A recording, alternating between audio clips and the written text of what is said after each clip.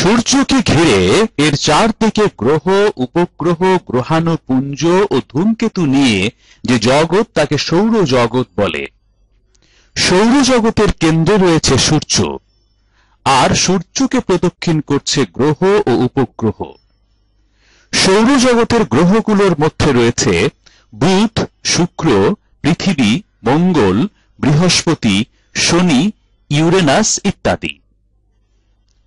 সূর্য থেকে দূরত্ব অনুসারে পৃথিবীর অবস্থান তৃতীয়। পৃথিবী থেকে সূর্যের দূরত্ব প্রায় 15 কোটি কিলোমিটার। সৌরজগৎ সুবিশাল মহাজগতের একটি ক্ষুদ্র অংশ। আয়তনে সৌরজগৎ পৃথিবী থেকে কোটি কোটি গুণ বড়।